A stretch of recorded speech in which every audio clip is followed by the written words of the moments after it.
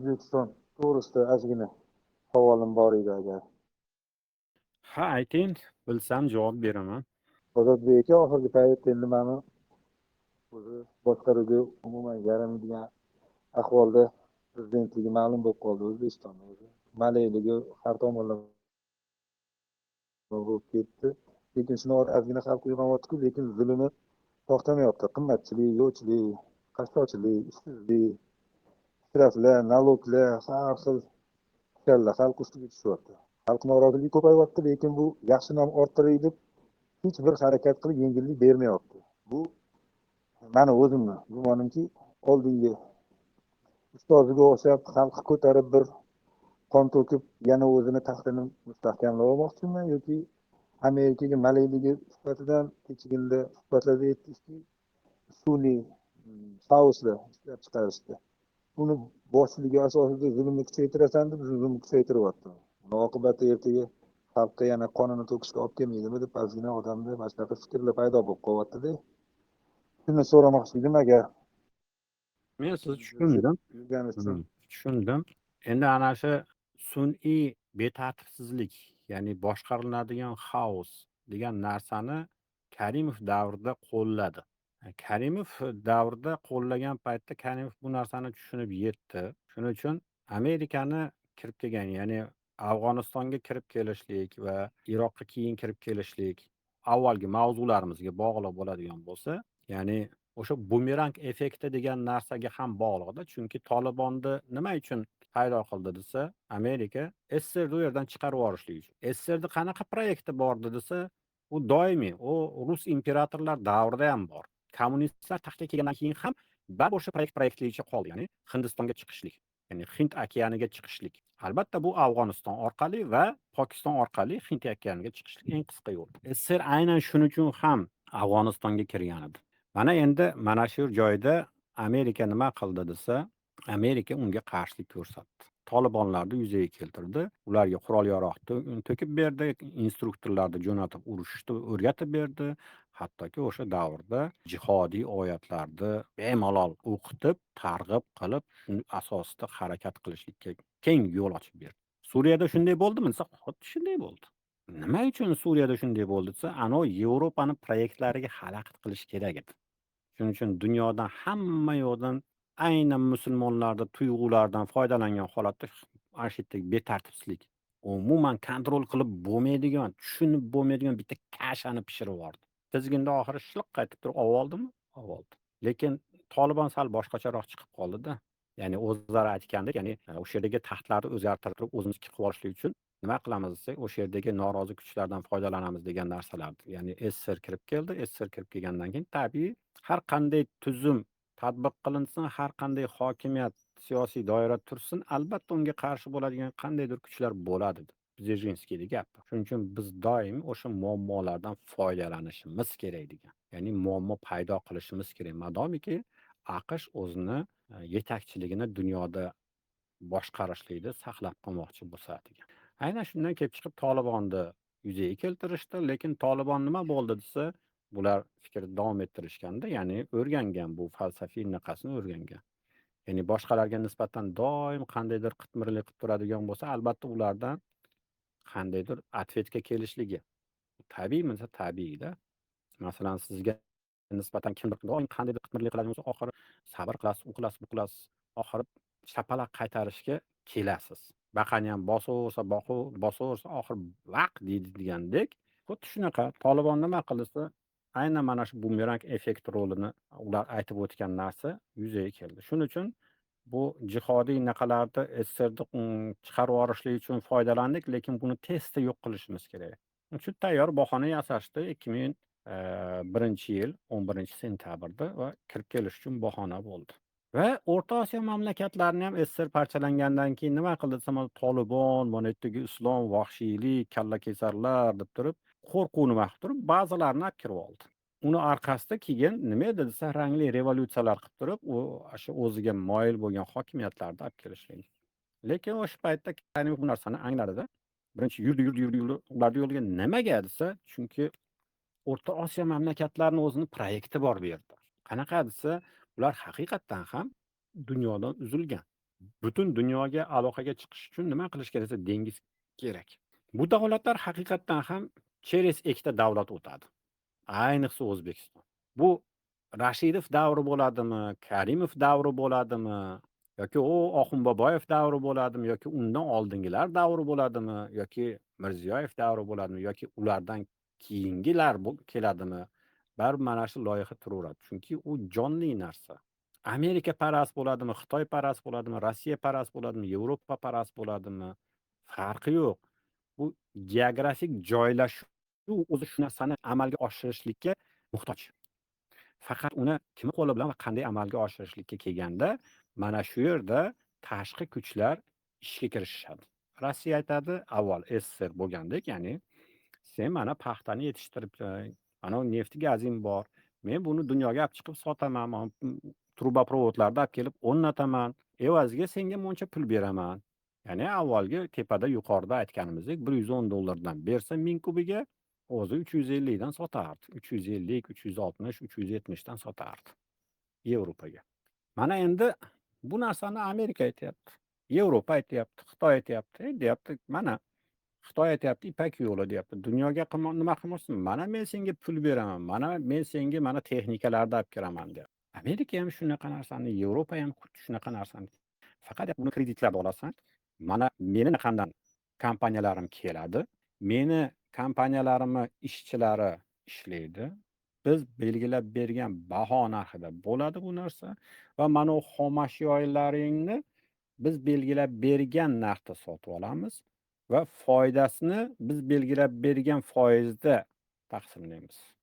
Ana bunaqani nimasi maqtandiku, Qirg'izistonda prezidenti maqtandiki, biz avvalgidan zo'r dogovor tuzdik. Endi 70 ga 30 bo'ladi bundan buyog'iga. Endi 30% boyligi mana shu konlardan chiqayotgan narsa Qirg'izistonda byudjetiga qoladi deb maqtandi. Tupoy. O'zi hammasi o'sha yerdiki. Shunday maqtanadimi? Ya'ni 10 litr sutdan endi biz 3 litr o'zimizniki bo'ladi, qolgan 7 litr boshqalarniki bo'ladi deb maqtanadimi shunday? Shu maqtanadigan narsami? Mana siyosatda yo'q ekanligini, iqtisodda yo'q ekanligini, mana ularning mustaqil emasligini ko'rsatadi. Yoki mana shu noyob metallar ustida, neft, gaz, boshqa narsalar ustida O'zbekiston, Qozog'iston, Turkmaniston, Tojikiston, xuddi shu Qirg'iziston birontasi mana shu mustaqil yo'q. Bular mana shu tashqaridan belgilab berilayotgan shartnomalar asosida ketyapti.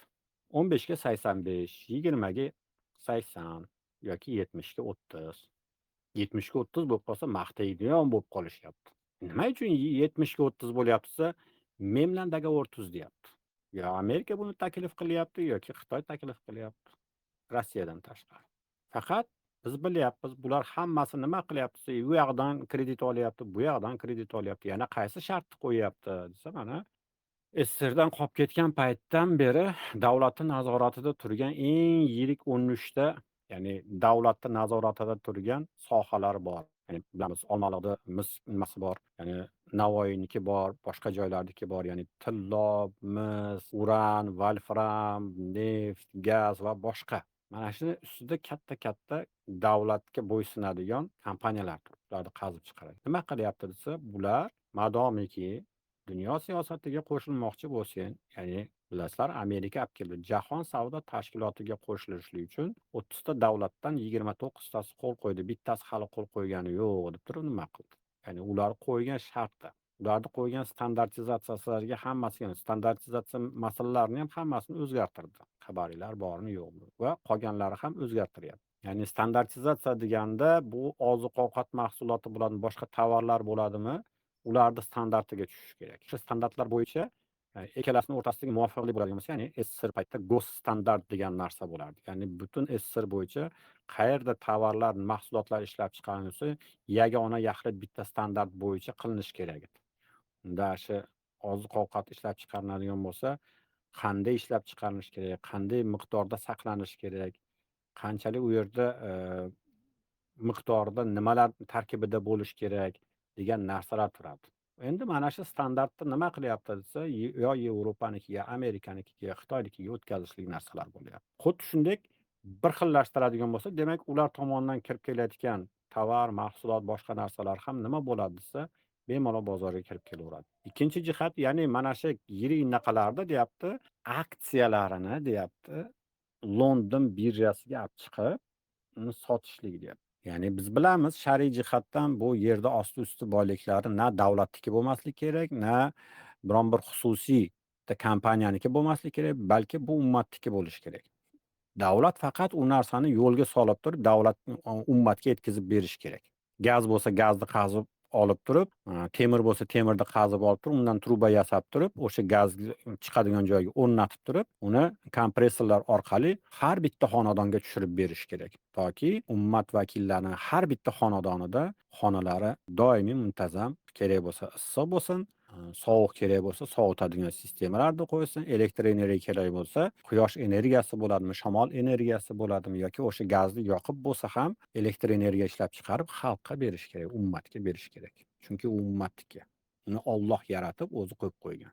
Mana shuni taqsimotini qanday ishlab chiqarib joyiga qo'yishligini Alloh buyurib qo'ygan. Xalifaga buyurib qo'ygan, uni yuklab qo'ygan. Rasululloh sollallohu alayhi vasallam buni amalda ko'rsatib bergan. Endi mana shuni evaziga nima bo'lyapti desa, xususiylashtirish bo'lyapti. Ya'ni kapitalizm sistemasi bo'yicha hamma narsa, har qanday mulk, boylik xususiylashtirilgan bo'lishi kerak. Shuning uchun hattoki pul ham xususiylashtirilgan bularda. Bilamiz, dollar bitta xususiy kompaniya chiqaradi va uni markaziy bankka sotadi. Markaziy bank keyin ustiga foiz qo'yib turib, katta yirik kommersiya banklariga beradi. Keyin ular qolgan naqalarga kredit beradi. Ustiga foizlar minib boraveradi. Shunday qilib, 1,5% boshlanib turib, 17, 18, 30% ko'tarilib ketadi. Ya'ni bir-biridan o'tkinchi ashunday oxiri kimga yetib boradi desa, oxiri oddiy xaridorga, oddiy xalq vakiliga yetib boradi shu narsa. Mana sistemasi. Xuddi shu narsani aytyaptiki, Jahon savdo tashkilotiga qo'shilishing kerak va deyapti, bemalol hamma standartlarni joyiga qo'yishing kerak, bizning standartlarimizni qabul qilishing kerak va o'sha iqtisodiy munosabatlar, moliyaviy munosabatlar, qimmatbaho qog'ozlar munosabatlari bo'yicha fondoviy birjalar nima qilish, o'sha shartlarga amal qilishing kerak. Shuning uchun O'zbekiston prezidenti nima qilyapti desa, London birjasiga aksiyalarni olib chiqishlikda byuroni beryapti. O'zbekistonda o'sha konlarni ishlab chiqarib, o'sha sohalarda rivojlantirishlikda darajada, shu sohalarda yurgizishlik darajada aqli zakovati miqdoriga, ya'ni puli yetarli darajada odamlar bormi desa, yo'q. Tabiiy, bu London birjasiga chiqqandan keyin kim sotib oladi? Kapitalizm sistemasiga binoan aksiya kimning qo'lida ko'p bo'lsa, o'sha unga hakamlik qiladi.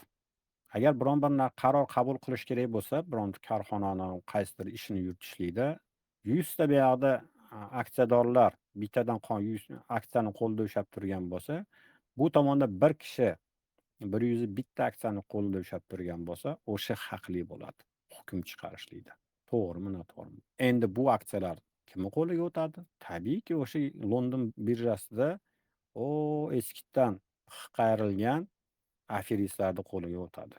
O'sha sarmoyadorlarning qo'liga o'tadi. Ya'ni O'zbekistonda eng strategik boyliklari, mulklari shunday g'arbliklarning qo'liga o'tib ketyapti.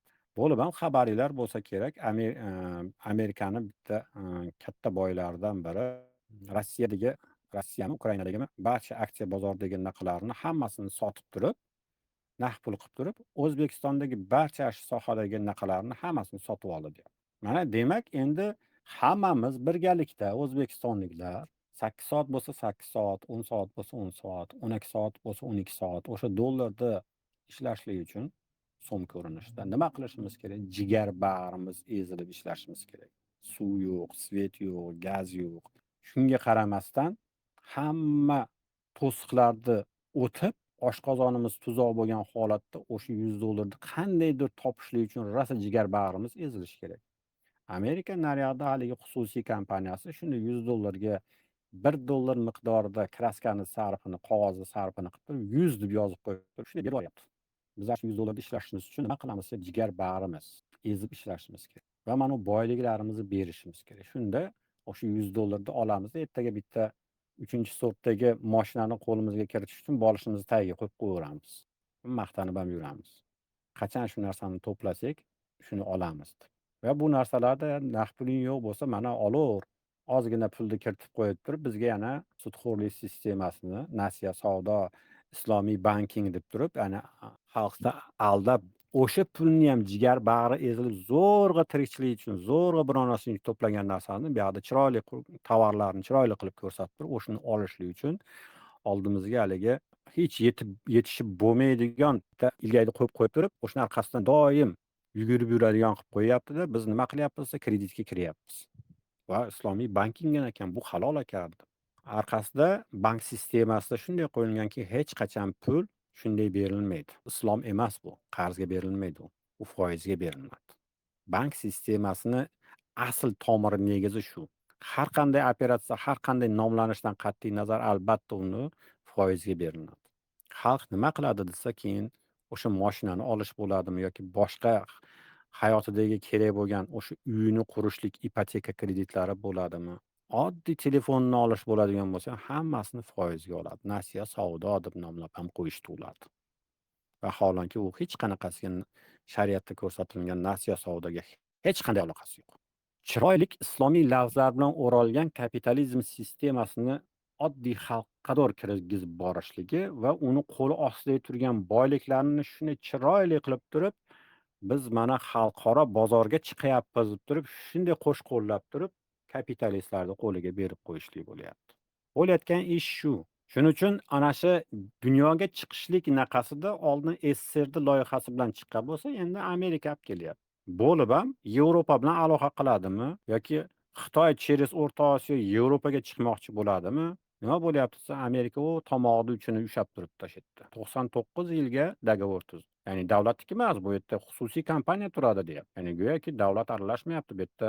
Davlatga Armanistonda territoriyasidan o'tayotgan bitta yo'l ekan, Armaniston hukumatı bitta xususiy kompaniyani o'sha yerda qo'l qo'ydi, imzoladi. Haligi siyosiy bosim bo'lmayapti, boshqa narsa bunday dunyoga haligi ko'z bo'yamachilik qilib ko'rsatishligi bo'lyapti. Lekin aslida u yerda nima bo'lyapti desa, aslida Amerikani qo'lida turibdi. Bo'lib ham esinglarda bor, Turon birligi, Buyuk Turon degan narsalarni mana endi Armanistonda mana shu Turon birligiga ko'rsatib qo'shishlik bo'lyapti. Ular ham turkiy zaboni, ajoyib masala. Mana shu yerda ko'rinadi. Bu shiorlar, bu loyihalar, bu chiroyli so'zlar hammasi o'ralgan bu yerdagi maqsadlar ketadi. O'shuning uchun axborot vositalarida olib kelinayotgan gaplarni bunday qarayotganda uni mohiyatini topishga harakat qilish kerak. Aytilayotgan so'zlarni chiroyli o'rab qo'ygan bo'lsa, shunaqa ekan deb turmaslik kerak. Vaholanki bu proyektlarda hammasi bizni boyliklarimizni toshib chiqib ketishlik. Bizni o'zimizni pulimizga, bizni o'zimizni jigarimizni ezib, pul qilib ishlatish evaziga.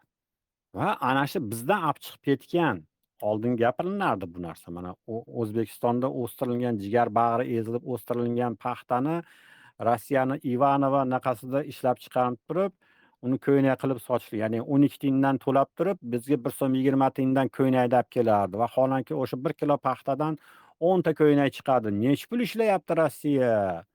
Shuning uchun biz ajralishimiz kerak. Paxtani biz dunyoga olib chiqadigan bo'lsak, boyib ketamiz deyshadi, lekin olib chiqib ketishlik uchun sen mustaqil bo'lishing kerak haqiqiy ma'noda. Ya'ni soxta gaplar emas. Karimov taxtga kelganda u bizni boyliklarimiz kamida 50 milliondan oshiq aholini hech qanday mehnat qilmasdan bemalol boy yashab yurishlikka yetadi deb aytgan edi. Voqelikda haqiqatan shundaymi? Voqelikda haqiqatan shunday, lekin bu narsani qazib olish, u boylikni ko'paytirishlik, mulkka ega qilishlik, uni taqsimlashlik agarda shariat asosida bo'lmasdan kapitalizm asosida bo'ladigan bo'lsa, qashshoqlikni kutavering. Bo'layotgan ish nima uchun kundan kunga mana aytyapsiz, narxlar ko'tarilyapti, ish topilmayapti, svet tanqisligi, gaz tanqisligi, suv tanqisligi va hokazo nima bo'lyapti desa, ana shu kapitalizm sistemasi. Allohning qahri keladigan narsa bilan o'rtamizda munosabatni quramiz ekan, bu Allohning qahri bu. Biz o'zimizga sirtmoq ilayotgan bo'lyapmiz. Shuning uchun ummat ko'zini ochishi kerak. Nahotki ular belgilab bergan sirtmoqni bo'ynimizga tashab, xuddi shu avvalgi naqalarda aytilgandek hammani bitta anaqaga yig'ib turib, ertaga hamma o'zini osish kerak desa, bittasi savol tariqasida qo'lini ko'tarib, arqonni o'zimiz bilan olib kelaylikmi yoki davlat beradimi degandek voqelik bo'lyapti. Nima uchun? Avvalgi SSRni qo'ygan xudosizlarni qadriyatlari uchunmi? Lenin tirik, Lenin doimiy yashaydi, Lenin hech qachon o'lmaydi degan ilohiylashtirishgan edi. Yoki bugungi kunda gey paradlari uchunmi? Mana shumi qadriyat? Yo pivoxo'rlikmi? Yoki gender tengligimi? Mana shumi qadriyatlar? Mana shuning uchun o'zimizni bo'ynimizga so'rtmoq tashlashimiz kerakmi? Vaholanki azizlik qayerda yotibdi desa, azizlik islomda yotibdi. Madomiki ummat ko'zini ochib, kapitalizm, sotsializm, demokratiya va hokazo Turon birligi deydimi, boshqa narsalar deydimi, hamma proyektlardan voz kechib, Allohning rasuli olib kelgan proyektga o'tmaguncha u azizlikka erishmaydi. U birovlarni qo'lida qul, xor, och, nohor holatda kun kechiradi. Menga endi ruxsat berasizlar, shundan suhbatimni tugataman. Assalomu alaykum va rahmatullohi barakatuh.